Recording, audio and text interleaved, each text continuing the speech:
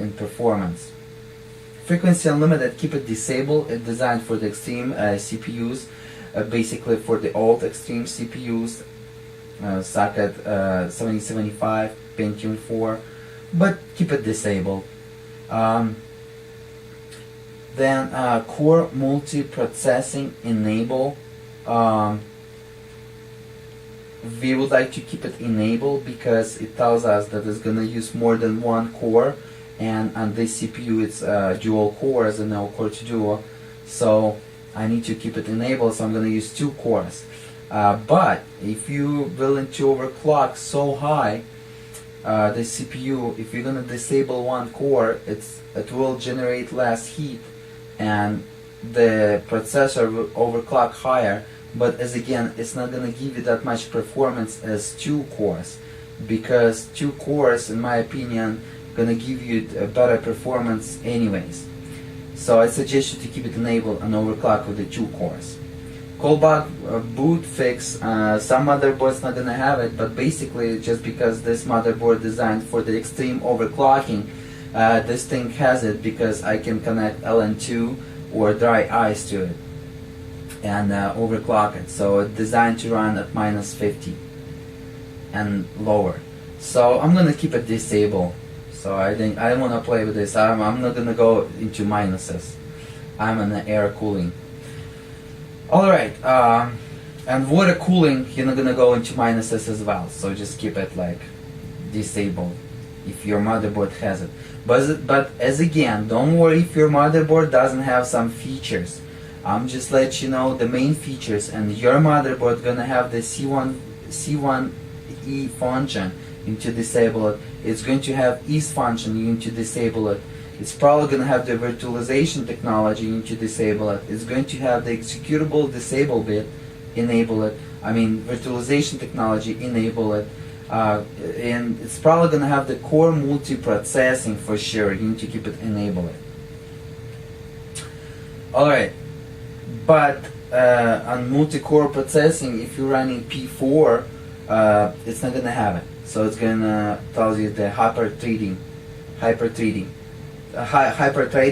and you need to enable it or disable it for a higher overclock. So, okay, we've done that. Then we're gonna put maximum clock ratio it allows, and how to calculate it. You need to take your manufacturer CPU frequency and divide it by front side bus. You can get the multiplier or clock ratio. Also, how to find out what is your front side bus, you need to take your frequency, external frequency, CPU frequency speed, divided by the multiplier, you're gonna get the clock, CPU clock front side bus. So how are we getting external frequency on the CPU? External frequency on the CPU getting by the front side bus times the multipliers or times by the clock ratio. That's how we get the speed of our processors, per core or per processor. So to overclock, you need to overclock your front side bus. And on the socket 7075. Before it was overclocking by the multipliers, but then they lower the multipliers to the maximum and lowest. Doesn't allow you to get over your maximum multiplier. Doesn't allow you to set 10 if it's 9, the max. So only the extreme processors will let you do that, but they're so expensive. So 333 megahertz, it's my stock on the front side bus. Times 9, it's gonna give me 3000 megahertz, which is 3 gigahertz per core. Well, what I'm gonna do here, I'm gonna set it, whatever your CPU is lower than 3 gigahertz, that's how you're gonna start overclocking. You're gonna go 2.8 if it's lower than 2.8. You're gonna go 3 gigahertz, 3.2, 3.4, 3.6, 3.8, 4, and most of them, they're gonna max out at socket 7075 at 4 gigahertz. If you're lucky enough, you can squeeze 4.2 on the air cooling or water cooling in the home environment. So without the minus temperature on the CPU. So I'm running 3 gigahertz, so I'm gonna go 3.2. So let me set 400 on front side bus, and it's gonna give me 3.6. Well, that's too much. I suggest you go 200 megahertz up. So let me 360, 3.2. That's around 3.2. That's fine. What I'm gonna do now, as I can see, the system memory speed goes to the 14400 megahertz. That means that my DDR memory running right now, not right now, but when I'm gonna save the BIOS, it's gonna to CMOS, it's gonna run 1440 megahertz, and it's over my manufacturing standards. And since I'm not gonna overclock the memory in this tutorial, I'm gonna tell you it's too much. I need to keep it 1333 or lower than 1333. So I'm gonna go ahead and play with my multipliers. And as you can see, I'm gonna set something close to 1333, which is the lowest 1153. So that's nice. Everything else, yes, you need to check your PCI Express clock and try to keep it all the time at 100 megahertz.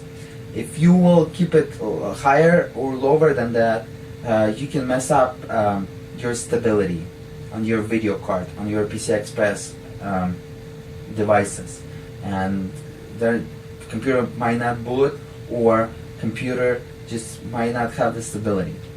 And also PCI clock, it's all the PCI slots, make sure that you're keeping it at 33 megahertz, not higher than 34 megahertz. If it's going to be higher or lower than 33 megahertz, between 33 and 34, then it's going to bring instability to your PCI devices. Any PCI devices plugged into all the PCI card, it's not going to function alright. Alright. Spread spectrum, a lot of things like this on a lot of motherboards, try to keep it disabled. It's not, you can keep it disabled. Alright, so we discussed, so we need to make sure that we have the voltage 1.5. I suggest you to keep it like this, and then you can overclock, you can have a decent overclock. Then you need to have your memory speed not higher than designed by the manufacturer. You need to have PCI Express clock 100 megahertz and PCI clock at 33, between 33 to 34 megahertz. If it's like this, we're gonna click F10 or save and exit, and it's gonna click Y and enter. It's gonna save the settings, and it's gonna boot. And my computer is gonna boot a couple times just because I didn't disable the recovery of the overclocking. It might boot a couple times. It's probably gonna see it for now. So it's booting a couple times, it's checking everything, and then booting it again. It's just extra function. Some motherboards not gonna have that. And some motherboards is gonna boot immediately. Also, if your computer is not booting, or you're restarting and it's not booting, restarting, not booting, then you probably, if you're like at 200 megahertz or 400 megahertz up from your manufacturing speed, you probably end up in somewhat called FSB hole. So try to reset the CMOS and go 200 megahertz higher. Let's say if your computer CPU clock is 3 gigahertz and you went to 3.4 and it's somehow not booting, try to set it at 3.5 or 3.